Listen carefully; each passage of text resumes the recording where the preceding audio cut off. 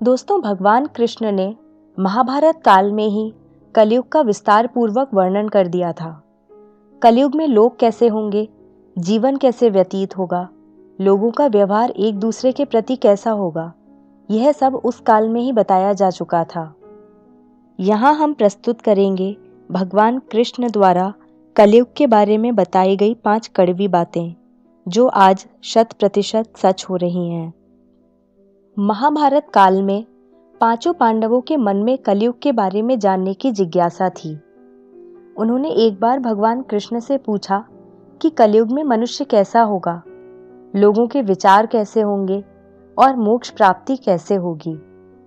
ये प्रश्न सुनकर भगवान कृष्ण ने 5 पांडवों को वन में जाने के लिए कहा और यह भी कहा कि जो कुछ भी तुम वहां देखो, मुझे विस्तार में आकर बताना। 5 भाई वन में जाकर वापस आए और भगवान कृष्ण को क्या बताते हैं, चलिए जानते हैं। युधिष्ठिर महाराज ने एक 2 सूंड वाले हाथी को देखा और वो बहुत आश्चर्यचकित हो गए। जब उन्होंने भगवान कृष्ण को इस दृश्य के बारे में बताया तो भगवान ने उत्तर दिया कि कलयुग में ऐसे लोग राज्य करेंगे जो बोलेंगे कुछ और करेंगे कुछ और। ये लोग दोनों ओर से शोषण करेंगे। भीम ने देखा एक गाय को जो अपने बच्चे को इतना चाट रही थी कि बच्चे का रक्त निकल आया। भीम यह देखकर दंग रह गए और भगवान कृष्ण से इसका अर्थ पूछा। कृष्ण ने बताया कि कलयुग का मनुष्य अपने बच्चों से इतना आसक्त होगा कि ऐसी ममता के कारण बच्चों का विकास ही रुक जाएगा। यदि किसी का पुत्र साधु बना तो सब उसके दर्शन करेंगे, परंतु यदि स्वयं का पुत्र साधु बना तो दुखी हो जाएंगे, रोएंगे कि मेरा पुत्र किस राह पर जा रहा है, इसका क्या होगा। कलयुग में लोग बच्चों को मोह माया और परिवार में ही बांध कर रखेंगे और उसका जीवन वहीं नष्ट हो जाएगा। फिर भगवान ने वास्तविकता बताते हुए कहा कि तुम्हारे पुत्र तुम्हारे नहीं, बल्कि उनकी पत्नियों की अमानत हैं। पुत्रियां उनके पतियों की अमानत हैं।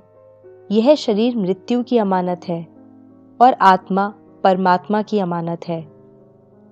अर्जुन ने देखा एक पक्षी जिसके पंख पर वेद की ऋचाई लिखी हुई थी, परंतु वो एक मनुष्य का मांस खा रहा था। यह देखकर अर्जुन हैरान हो गए।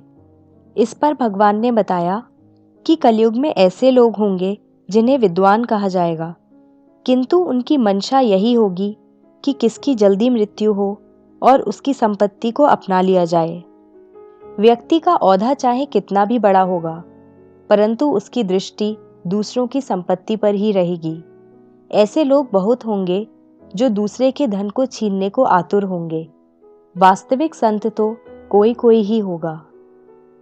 नकुल ने देखा कि एक भारी चट्टान पर्वत से गिरी और बड़े से बड़े वृक्ष भी उसे नहीं रोक पाए, परंतु एक छोटे से पौधे से टकराकर वह चट्टान वहीं रुक गई।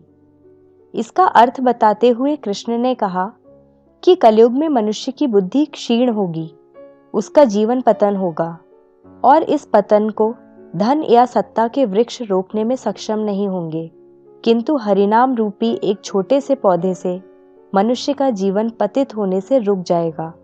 हरि कीर्तन से मनुष्य की बुद्धि प्रबल होगी। सहदेव ने वन में अनेकों कुएं देखे, जिनमें से केवल बीच का कुआं खाली था, जो कि सबसे गहरा था। कृष्ण ने इसका अर्थ बताया कि कलयुग में धनी व्यक्ति अपने शौक के लिए पुत्री विवाह में, उत्सवों में, बहुतायत में धन खर्च करेंगे, परंतु यदि किसी भूखे को देखेंगे तो उसकी सहायता करने में किसी को कोई रुचि नहीं होगी। इंद्रियों की संतुष्टि, मदिरापान, मांस भक्षण और व्यसन में धन खर्च किया जाएगा। जो लोग ऐसी आदतों से दूर होंगे, उन पर कलयुग का नहीं बल्कि परमात्मा का प्रभाव होगा। तो दोस्तों, ये है कलयुग के 5 कड़वे सत्य जो भगवान कृष्ण द्वारा बताए गए थे और आज सच भी हो रहे हैं।